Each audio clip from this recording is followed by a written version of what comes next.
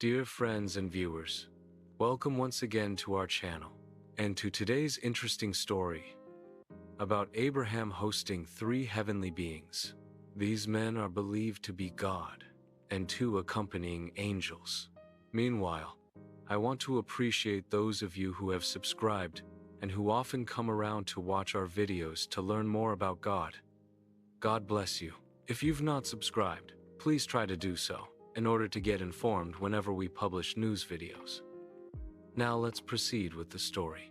Long ago, in the quiet land of Mamre, an old man named Abraham sat by his tent on a hot afternoon. The day was still, and the air shimmered with heat. Abraham was resting in the shade when something incredible happened.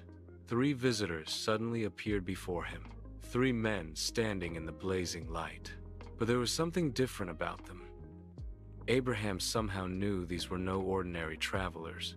Abraham quickly gets up, bows low to the ground before them and says, "My lords, if I have found favor with you, please do not pass by your servant. Let me bring you some water so you can wash your feet and rest under the tree.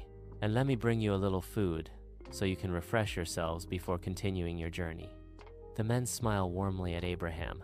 The first visitor says, "Very well, do as you have said." Abraham hurried into the tent where Sarah was, his heart full of excitement and honor.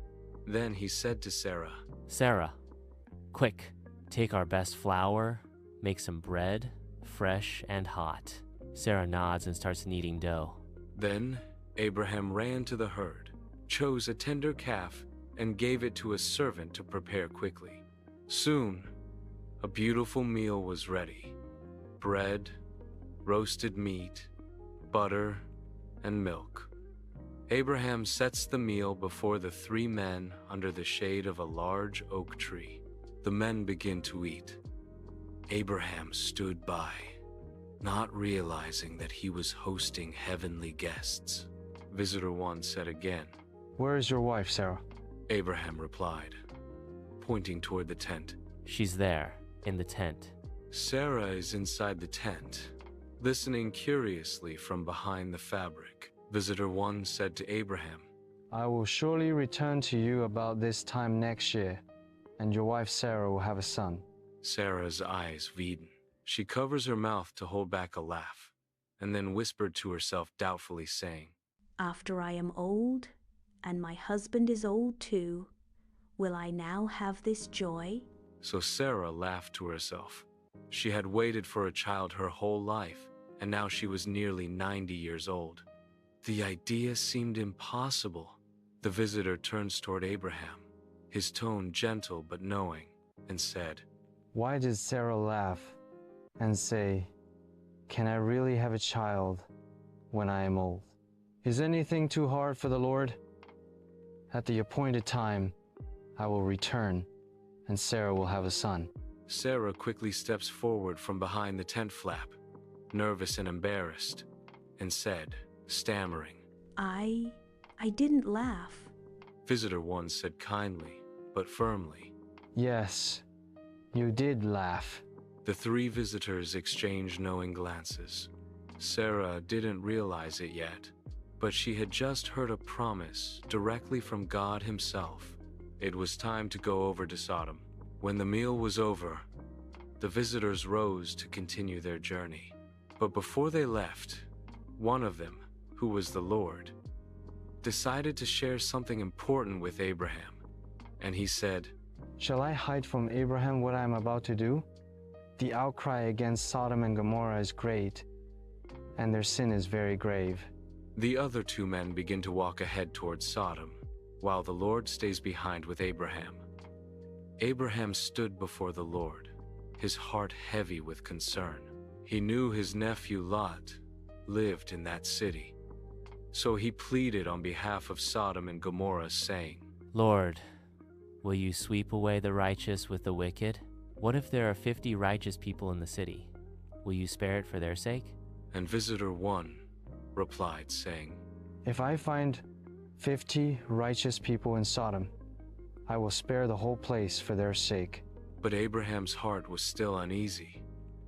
So, he humbly pleaded further, saying, Now that I have been so bold to speak to the Lord, what if the number of righteous is 5 less than 50? And the visitor replied, If I find 45 there, I will not destroy it. Abraham continued to speak with gentle courage, lowering the number again and again, 40, 30, 20, 10, each time asking God to spare the city if even a few good people could be found. The visitor replied, For the sake of 10, I will not destroy it. When the Lord finished speaking with Abraham, he went his way, and Abraham returned to his tent, his heart full of awe and gratitude. That day, Abraham learned something powerful. God is merciful and patient. He listens to the cries of his people and honors those who trust him. Sarah steps out beside Abraham, gazing at the stars too. She touches her belly thoughtfully, smiling faintly. Sarah didn't know it yet, but the impossible was already beginning. In a year's time, she would hold a baby boy, Isaac, the child of promise. And from that promised child, generations would come, proof that nothing is too hard for the Lord. When things seem impossible, remember, God's promises never fail.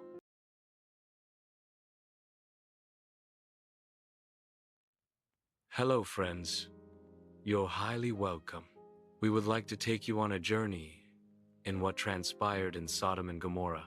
So, sit tight and watch to learn from the errors of the people of these cities, so you can live a better life away from their sinful life. In the city of Sodom, people lived in luxury, but their hearts had grown hard. They had forgotten kindness and turned away from what was right. Yet, in the middle of that wicked city lived a man named Lot, Abraham's nephew, a man who still tried to do what pleased God.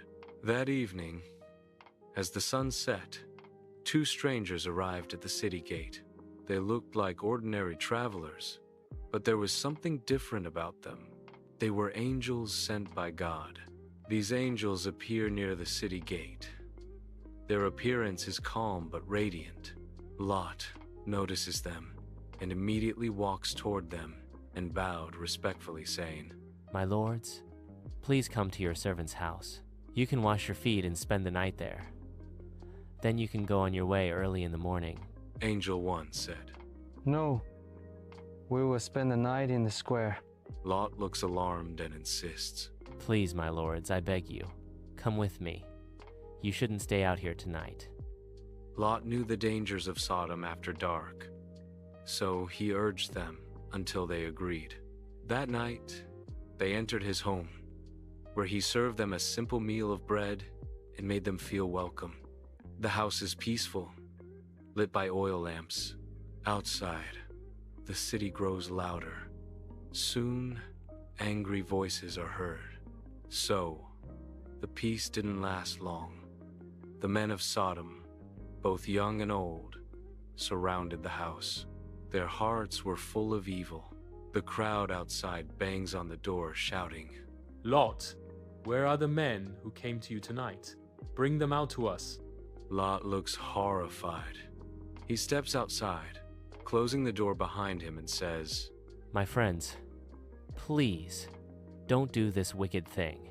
The men shout and push forward, growing more violent. Stand back. Who are you to judge us? We'll deal with you worse than with them. The angels reached out and pulled Lot to safety. Then, in a flash of divine power, they struck the men outside with blindness. Confused and stumbling, the mob could no longer find the door. Inside the house, Lot trembles. The angels stand firm, their faces serious. Then Angel 1 says, Do you have anyone else here? Sons, daughters, or anyone in the city who belongs to you? Get them out of this place. Angel 2 adds his voice, saying, For we are going to destroy this city. The Lord has heard the outcry against it, and he has sent us to bring judgment. Lot's eyes widen with fear. He rushes out to warn his family. Lot hurried to the homes of his future sons-in-law, desperate to save them. Lot knocks on a door. His sons-in-law appear, half asleep and confused, and he tells them, Quick, get up and leave this city. The Lord is about to destroy it. The young men laugh and shake their heads, mocking. Destroy Sodom? You must be joking. They thought he was only joking.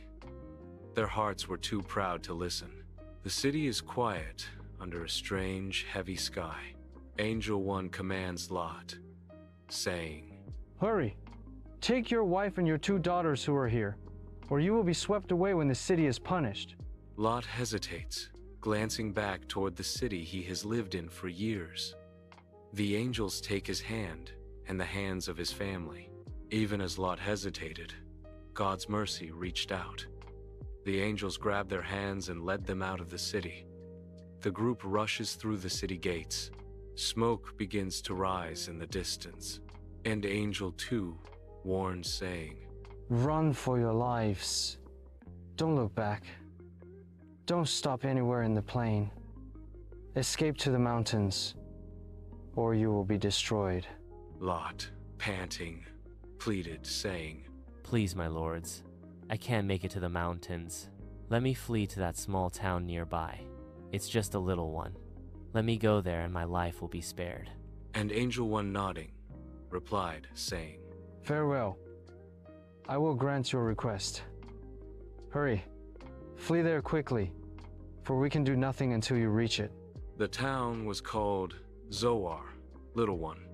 Lot and his family ran toward it as the first light of dawn broke across the sky.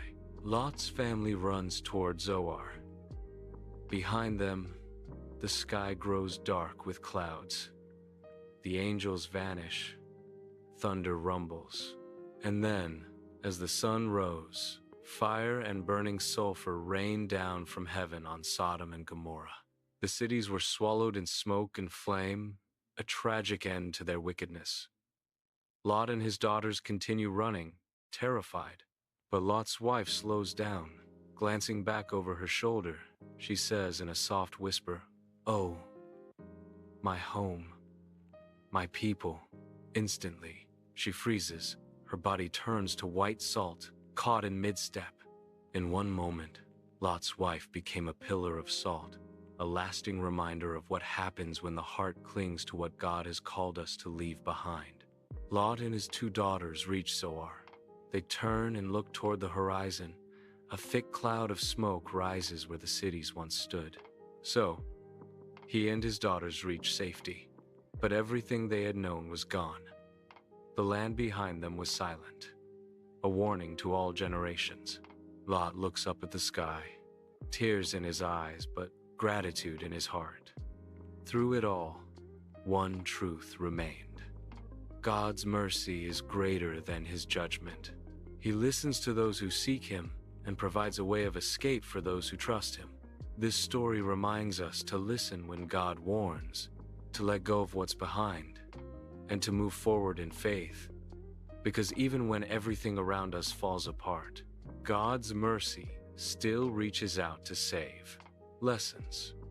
It is important to learn the following lessons about God. Number 1. God shows mercy before judgment. Number 2. Obedience and trust bring protection. Number 3. Looking back to sin or the past can destroy us. And number 4. God rescues those who follow him faithfully. At this juncture, we draw the curtain on this lesson-filled story. Please tune in again for another inspiring piece. But before you leave, please consider subscribing to our channel if you've not. Thank you very much, and bye for now.